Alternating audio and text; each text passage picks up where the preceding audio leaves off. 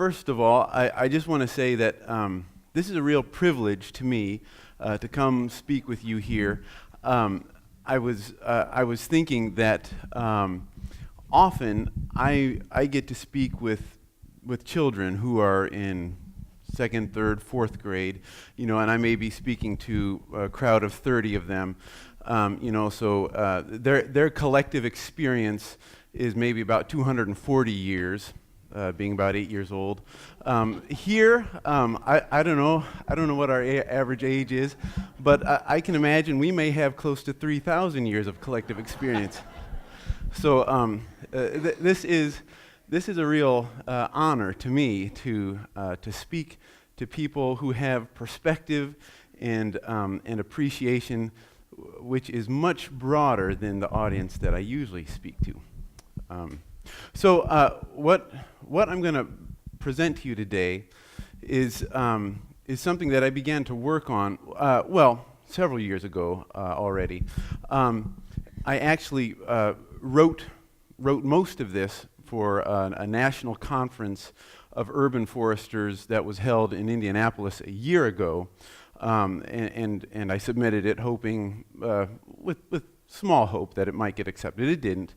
But about a month ago, I did get to present this to a conference of urban foresters from Indiana, from the state of Indiana, and that was interesting. So what you're going to hear and see for the first time is being presented here in Goshen, and what this is my I'm beginning to craft what I understand to be the story of trees in Goshen, and I don't have the experience that you do, so I see this as an invitation to you to collaborate with me on this story. So I'm gonna tell it to you, but then I'll hope that either today or in weeks or months, maybe I'll begin to get some input from others to help build this story about the role of our urban forest and the way that the city of Goshen has I think come to new life, come to a new kind of life anyways, over the past 20 plus years. Please accept the invitation. This is my starting point with crafting this story, and I hope that others will chime in.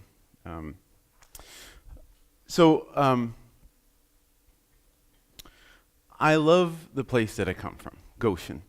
I grew up in Elkhart, just down the road, and came to Goshen for college and have stayed. I love Elkhart too, but Goshen is where I live and work, and I have really come to love this place.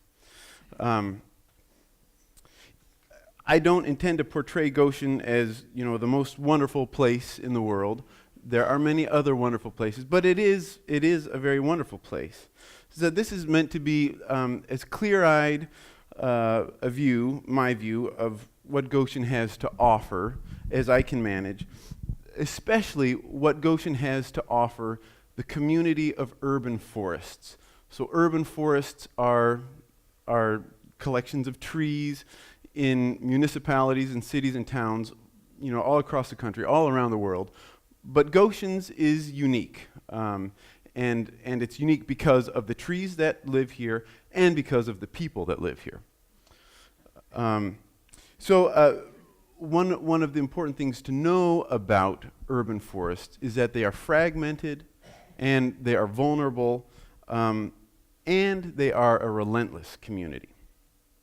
So like most other towns, it's hard to really know who we are in our own particular moment. We lack perspective. We've only been around since the 1830s as a city, and that's not really long enough to clearly define our character, I don't think. Those who were here before us, who might have told us something about ourselves and the character of the place we settled, were ethnically cleansed from our maps and our memories, save a few place names. Our place holds a shifting and restless demography which never sits still long enough to learn this place, much more than the basic rise and fall of the land, the general flow and bend of the river, and sort of the ceiling muted come and go of the seasons. This is the Elkhart River here as it flows around behind my office, which is the Wreath Interpretive Center, across from Shanklin Park. But this is sort of the lifeblood of our place, I think, of Goshen. The trees, however, do not move. They know this place, Goshen. They know something about us. They are an anchor, a touchstone into the heart of the place we call home, and by that, into the heart of who we are. They watch us. Trees are an existential marker on the land. In this part of the world, they belie the quality of life that can be found. In other parts of the world, there are other markers, but in our part, it is clearly, to me, and unequivocally, trees. In Goshen, we have been slowly waking to the reality that the trees which live among us are not passive and interchangeable features, but rather living tissue with agency and transformative ability. So I hope you can see that this is a slab of concrete here with the trees growing on the side, breaking it apart. This is the site of, this is Kaufman Park, which is just on the west side of the U.S. Of the State Road 15 overpass, and it has been turned into a very nice park. It's an old industrial site. There are, however, some parts of the park which have not been developed, and one of these parts is this old slab here. I don't know what it may have been used for originally. It's close to a railroad siding, a derelict railroad siding, and so it may have had something to do with that. But the trees are growing up along the side of it and in the cracks between it, and slowly tearing it apart the way trees will do, which is just an incredible thing to me, an incredible thing to watch. This process, how cell by cell. This is something that Ned Kaufman talks to me about, if you know Ned. But cell by cell, as these trees expand, as their roots expand, year by year, cell by cell, they pop this cement out and apart. Just magnificent, I think. So we are a small city. We're, 32,000 people. Our 2011 public tree inventory revealed nearly 13,000 trees on our streets and in our parks and on other public land. So our public inventory, we literally went tree by tree, street by street, collecting information about our trees, how big they are, what species they are, what kind of shape they're in. And we collected all that information and funneled it into some different databases, and then had that analyzed. And so that was about 13,000 trees that we collected this information on to begin to create a baseline of the quality of our urban forest. This inventory didn't include forested tracts on public property, but focused on manicured public settings. So it could be more. Our number of trees, this 13,000 number, it could be more, and it should be more for a city of our size. Our 2013 urban tree canopy assessment, which is a little different, showed 22% cover for the entire city. So our inventory was looking only at the trees on public space, on streets and in parks, the public space of the city. An urban tree canopy assessment looks at the entire city through, especially through satellite imagery, and is able to calculate then the percentage of the city that is covered by tree shade, by the canopy, and that's represented in dark green on this map. So I don't know how easily it is to see the color gradation, but the dark green shows where we have tree cover. So, for instance, this stretch along here, this is the Elkhart River floodplain. which you may suspect would be covered with lots of trees. But there's a fair amount of green in through some of these neighborhoods in the center of the part of the city as well as other places too. So the city of Goshen is covered 22% by trees, which is a decent number for Goshen. It puts us slightly above the average for cities of our size in the Midwest. But we suspect that we need to have quite a bit more tree cover, especially as we're looking into a century and more of climate change. And I'll hope to talk a little bit more about that later. So we do need more trees. That's the bottom line here. We need more trees. But here's the thing. Something is afoot, and has been for some time. Back at the beginning of the last century, the 20th century, there were informal mandates that trees be planted in Goshen. And I've come to realize that Goshen is not terribly unique in this history, nor particularly in the kinds of trees we planted. In our part of the world, everyone was planting maples, silver maples, sugar maples, Norway maples, some red maples.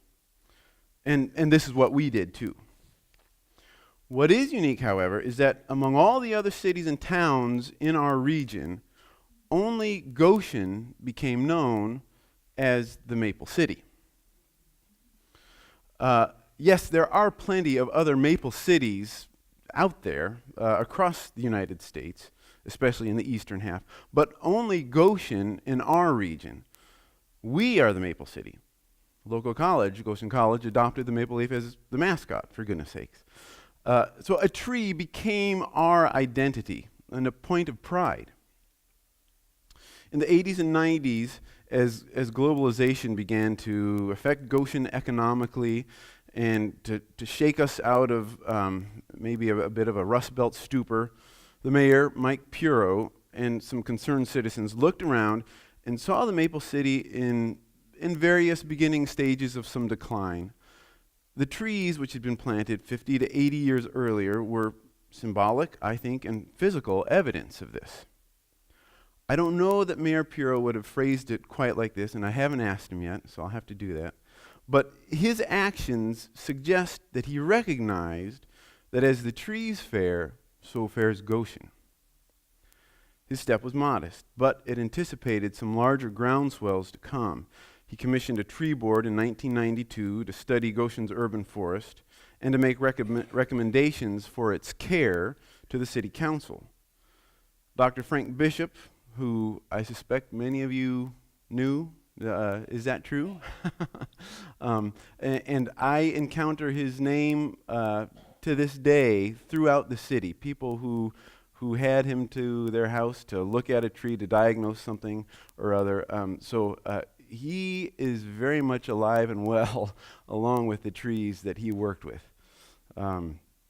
Dr. Frank Bishop, a tree enthusiast, advised the tree board with his expertise. There was no money and no binding authority in this tree board, and so it might have been considered a false start. And in fact, within 2 years, it was essentially demolished from inside by a board member who kind of appointed himself the chair and allowed things to kind of fall apart. The other board members drifted away or resigned themselves to working at tree stewardship quietly on their own as best they could. Ned Kaufman, who I already mentioned, started planting a tree every year at the middle school on Arbor Day with each incoming 6th grade class. And that's an ongoing practice to this day. We continue to do this. And so by now, and early on, he was planting more than just one tree per class. So by now, there are over 40 of these trees that he helped to plant, that he initiated this program with. And this is from, I think, 2 years ago, this picture here. But that wasn't the end. As I said, something larger was afoot. Dr. Don Minter came along. He gathered up the pieces of the tree board and in his gentle, unassuming manner, fashioned a group of dedicated tree advocates committed to working together and to working for Goshen's good. Through some creative grant writing for Indiana DNR funds, Indiana Department of Natural Resource Funds, and through connections to Dr. Bernie Fisher, who at that time was the state forester for the state of Indiana, he built up information and credibility so that the new mayor, Alan Kaufman, began to fund public tree work through the tree board. I don't know all of the history here, but one of the really creative things that the tree board with Dr. Minter accomplished was a grant program that brought in the city of Middlebury with the city of Goshen to do some street tree maintenance in both cities, and that kind of collaboration we haven't repeated yet, and we need to keep looking for those kinds of collaborations as Goshen understands its role. I think as something of a leader, of an environmental leader in the county, we need to be looking for ways to collaborate with some of the other cities and to spread some of our successes and to bring others along. So Dr. Minter and the tree board forged a close relationship then with the Goshen Parks Department, and in 2005 they successfully made the case for the creation of a city forester position within the Parks Department. And in 2006, Goshen's first city forester was hired. I won't say who that was. This in and of itself, I think, is a fairly remarkable story. All of these pieces that were slowly being put together. But putting it into context, I feel like makes it even more remarkable. Because during that same 10-year period in which the tree board gathered more and more steam, Goshen began to reinvent and reimagine itself. It began to recognize that its relatively small size had advantages, that while box stores were starting to show interest in Goshen, its downtown was still essentially intact and worth investing in, including by planting trees. So yeah, here is Main Street. The honey locusts that line much of Main Street were planted by Parks Department employees, most of them about 20 years ago. The guys who planted those still work at the Parks Department, and they remember quite fondly the strange work, it seemed to them, of having to cut out these tree pits and get these trees planted into kind of sand and rubble, and yet these honey locusts, if you've noticed, are doing just amazing work in the middle of concrete, right in the middle of downtown. And they remember having gone to a seminar in southern Indiana where somebody was presenting about proper trees for a downtown setting, and that information was part of how the selection of these trees in our downtown happened, continuing to do very well. Also, we were recognizing that the long-neglected Millrace Canal was a green jewel, buried in a floodplain corridor that ran through the center of the city, that the relationship between the college and the rest of the city had long been underutilized, that the park system could become the hub for pedestrian and bike paths through the city, and that the people of Goshen were very much interested in the place of Goshen. This is important to know. Goshen's urban forestry program didn't just come out of nowhere. It was part of a renaissance that makes the next part of the story even more wonderful. Because when the recession hit in 2008, the momentum didn't quit. At least from my perspective, inside the Parks Department, inside the city, working with trees, the momentum just kept building. And if anything, it seemed as though the layoffs and the job losses and the hard times seemed to propel Goshen's resurgence, as if we had something to prove that this isn't a straw hut town. Our downtown continued to revitalize, adding a year-round First Fridays event that continues to draw tens of thousands of people. We built bike paths and community gardens and new parks. We rebuilt our wastewater system to treat stormwater. This is one of the most wonderful stories of the past 10, 15 years. Actually, this was completed only about 5 years ago. But the EPA, the Environmental Protection Agency, mandated that, especially in the eastern half of the U.S., cities must build these new stormwater systems so that we are not, allowing raw sewage to escape into our waterways. And certainly it allowed for a period of time for these new systems to be built because they're very expensive. Goshen had the vision and the courage to say we're going to do it all in one shot and get it done. It was about $35 million to do it.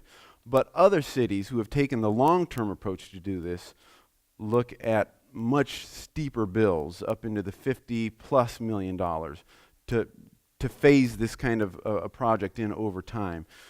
Ours is done and it's operating, and we're keeping our rivers, our water sources cleaner because of it.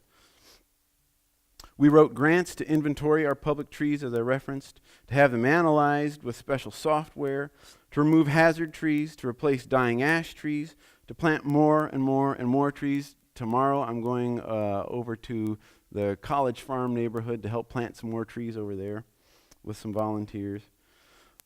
We began a relationship with the Goshen Hospital Center for Cancer Care, which contributes at least 100 trees to the city each year.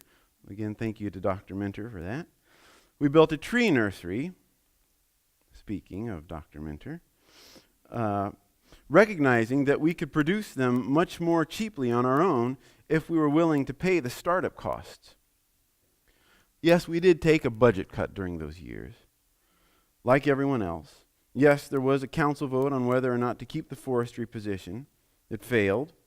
People saw the value of trees, and they came to volunteer to water new trees, to remove invasive species from our forests, to create a large and vibrant Arbor Day celebration. So these kids here, this is a group of autistic high schoolers who somebody organized, and for the past 4 years, they have come out for a week each summer to work at removing bush honeysuckle from our forests. And this is hard work. You have to get in there with a saw or a loppers and cut these out, and then you have to spray them with an herbicide so they don't come back. But these kids have, at least from what I can tell, really loved doing it. And I hope they keep coming back.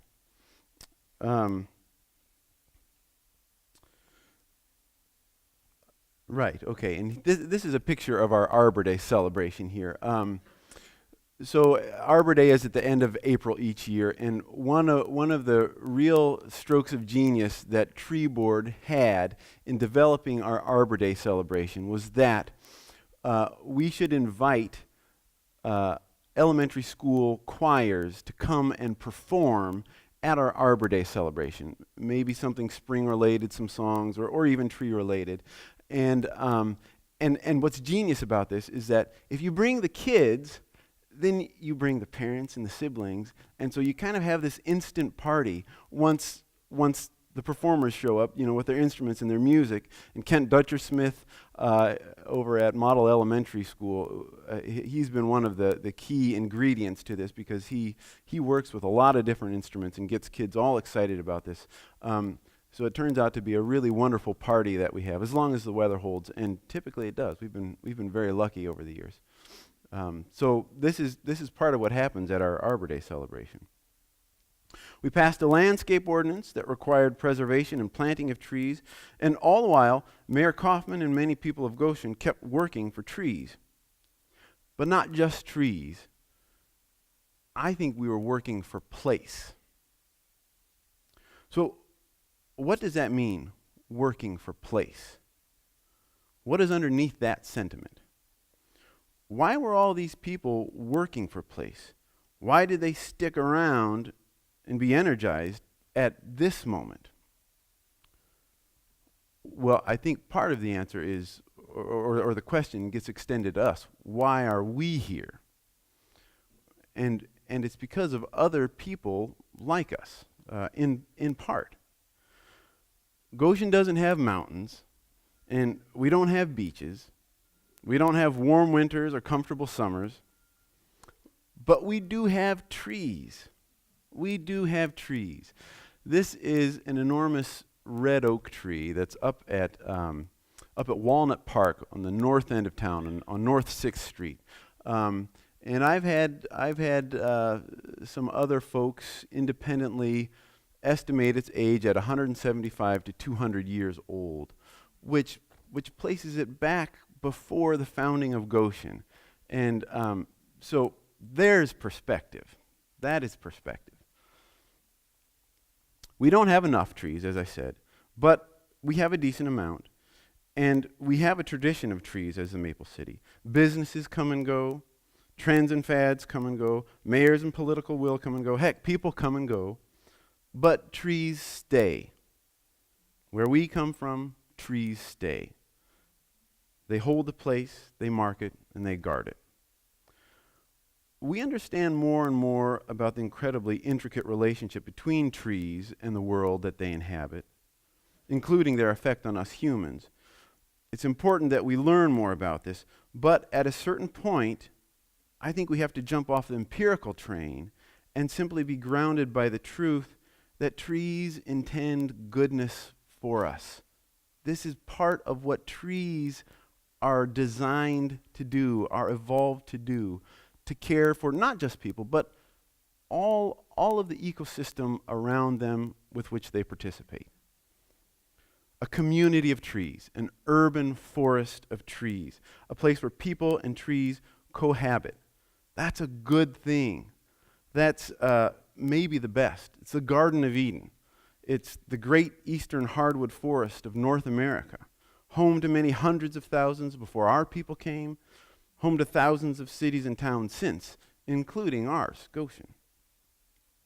If the trees in and around Goshen were wiped out,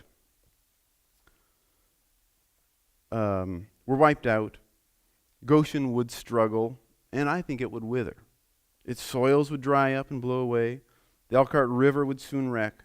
The people would turn hard, and the city would draw down to a stunted epicormic sprout that keeps trying a new place to come back every spring and getting smaller and smaller.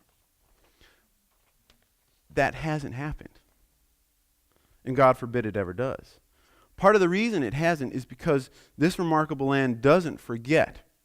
Even after its 89% forest cover was reduced to 2% roughly a century ago. So what we need to understand about our part of the world, about the state of Indiana, is that in 1800, probably 89% of the state was forested, was covered by trees.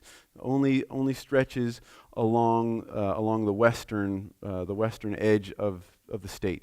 There were pocket prairies. We know that about our part of the state, but generally the state was 89% covered. In 100 years, that forest was reduced basically to nil, down to 2%. In the century since 1900, we have rebounded now to about 13, 15, 17%. Some of the metrics vary.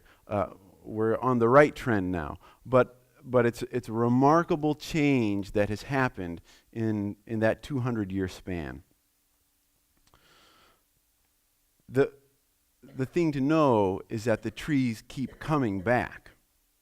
Another part of the reason that Goshen persists is that the people on this land have been realizing just what the trees mean, beginning roughly a century ago, as I referenced, and what the trees are. That is part of the story embedded in Goshen's heartwood. A century ago, when people began to plant trees and we became the Maple City, they couldn't have known exactly how their cultivation would inform our sense of place, how their acts of tree planting would build a reserve of inspiring resources for a moment nearly 100 years later when vision was dearly needed. They didn't know, but they planted anyways. The vibrant nature of Goshen in 2017 is inspired by place building that began decades ago, presumably with many of you. I believe that trees are the essential place-building tool that the humans of Goshen have used over the years. I believe they'll remain essential to Goshen. They are literally the anchor around which we build the other necessary human infrastructures that make our lives meaningful, interesting, and beautiful. So, what does the small urban forest of Goshen have to offer to the rest of the urban forest community? That is, what do we have in Goshen to offer to other communities around northern Indiana, around the state of Indiana, and beyond? At the beginning here, I described the urban forest as fragmented and vulnerable and relentless. So let me answer the question by referencing that statement. The fragmented nature of our urban forests reflects the fragmentation of our society. While simply carpeting our cities with trees, as much as I would love to, will not neatly heal our social fragmenting, reconnecting the pieces of our urban forest is doubtlessly one of the medicines for what ails us. One of the wonderful things which we have come to understand generally in Goshen, and certainly in more and clearer specificity within the urban forestry scientific community, is that trees bring people together.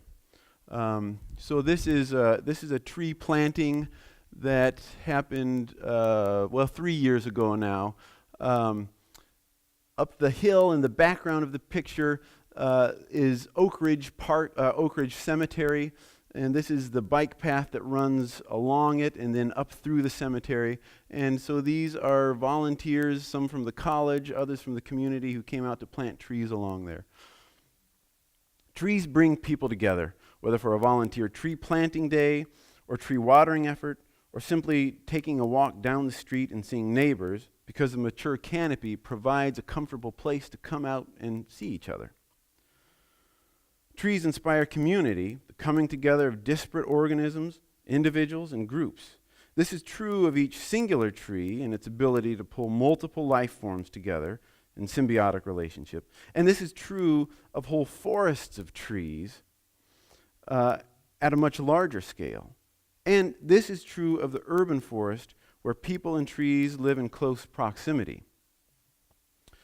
The trees that are in our community are here for two reasons, I think. One, because they want to be there. They germinated and began to grow there and want to persist and live as we do. They want to be there. That's one reason that they're there. And two, because people didn't cut them down. In other words, people recognized this life form and decided, okay, we'll let it go. I'll get it next year. And then they don't. And maybe, I like it there. And it grows, and it grows, and it grows. So there is a dynamic relationship between people and trees. In other words, the presence of urban trees is the incarnation of earthly acts of care and love. And people respond favorably to this, lo and behold. So vulnerability of the urban forest. If one's place is vulnerable and you love your place, I think you should stay there. And that's part of the trend that's happening in Goshen. People are staying. People are coming and staying.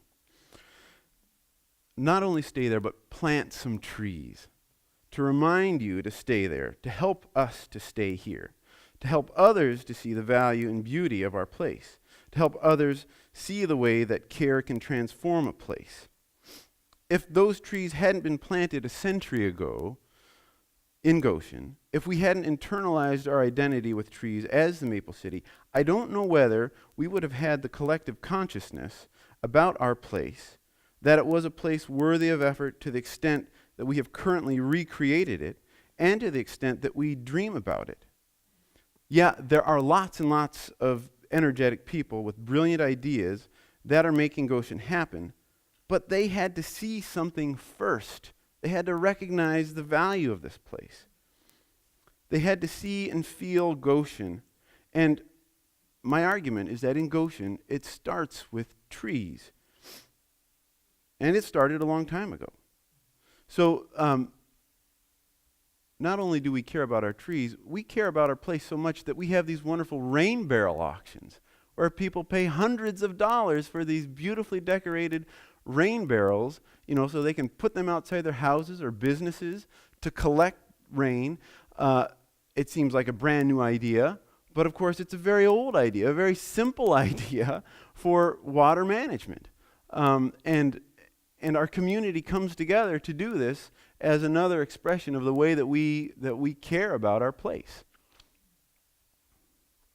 So if you love your place now and you want people to love it 100 years from now, stay around and plant some trees.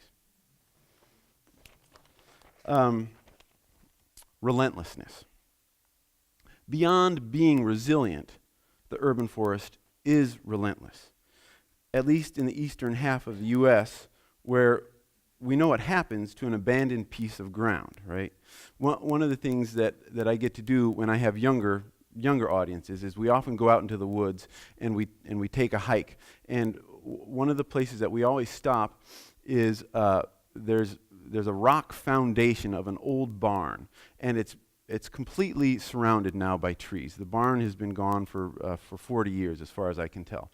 And we stop and we look at this, and I ask the kids, how did this happen that once upon a time there was a barn here and now there are trees? And they get around to the idea, well, that once the barn and the farm was abandoned, then the trees just grew. And so then I say to them, so what would happen if you and your family left your house and you all moved away for 10, 15 years, which is an expansive time that they can't imagine, but if they moved away and nobody mowed for that period of time, what would you find when you came back? And they know just by looking around them that the trees would grow. Their places would turn into a small forest, right? We know this. And so then I say to them, now the thing about the place where we live is that it has this incredibly regenerative ability to bring forth trees, just kind of hopelessly. Some people express this as a bane. I don't think it is. And part of what it means is that here in Goshen, in northern Indiana where we live, wherever you look, even if it's way out on the horizon, what do we see? We see trees. We see trees. And what this means, I think, is that we are forest people. And so I present this to these young kids. I say, that's who we are. We are forest people. And understanding who we are, at that point, then we're ready to continue our walk into the woods and kind of have the lights come on a little bit more. But that's, I extend that to them, and I want to extend that to us here too, to you here. We are forest people. If we live here, that's who we are. And that gets expressed through the relentless quality of our urban forest. The urban forest is a lot like us. Trees are a lot like us. That's part of our affinity for trees. Like Dr. Kim Coder, who's a professor of community forestry at Georgia University, says, we have a genetic predisposition toward trees. And this is part of the reason that we plant memorial trees. We plant a tree for somebody that we love because that tree stays rooted. It mimics some of the growth qualities of people. It may have a similar lifespan, and so this is why we do this. And this relentlessness is not merely self-preservational, it is generous and compassionate and expansive. Trees are life in abundance. When you have a forest of trees, an urban forest of trees, the abundance can be exponential, a positive feedback loop. In Goshen, we're nowhere fully aware of it yet, I don't think. Probably just kind of scratching the surface. But we are trying to understand the whole life-giving nature of nature. We are learning how to invite native landscaping and prairie plantings and native trees back into our urban settings, for instance, along US 33 between the road and the railroad. Native trees back into our urban settings, from housing developments to industrial parks to churches and schools. We're learning how to build our place so that we're beckoned outside into the natural features of our city, into the urban forest, into our downtown, into our neighborhoods, into our parks. This means connecting and cooperating, the opposite of fragmented. Integrative and imaginative forestry research and technology has allowed us in Goshen to see our small forest corner as part of a much larger whole. And that is a wonderful revelation that keeps unfolding for me as I have the opportunity to meet with other people from around the state and sometimes around the country, how we find resonance between our stories and are able to play ideas back and forth with each other about how to extend the benefits of the urban forest to the people that we live with, that we work with. We plant trees because we realize that there is no building which we can construct like ours, more beautiful than a tree. There's no motor we can engineer more efficient than a tree. There's no work of art more alive than a tree. Not that those abilities and expressions aren't necessary, but we here, I think, have decided that besides those things, sometimes because of those things, we want to create and participate in a more rooted kind of way. We operate from a different vantage. We see from a cyclical perspective, which equates old with new. We hold tightly to the bright thread which connects seedling to towering oak, to fallen trunk, to fertile humus, to germinating seed. I think when we plant trees, we are not building the future, but rather building the past. Tree people, as we are, I think, are prophets who imagine ourselves ahead so that we can turn around and look back. We are 100 years ago already, and more.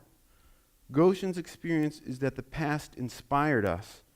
Our work now, the small lesson which I hope that this communicates, is to receive the generosity from our past and replant it again more thoughtfully, more compassionately, more consciously, more lovingly, and more widely, so that it is available when the great-great-grandchildren need it, as they will.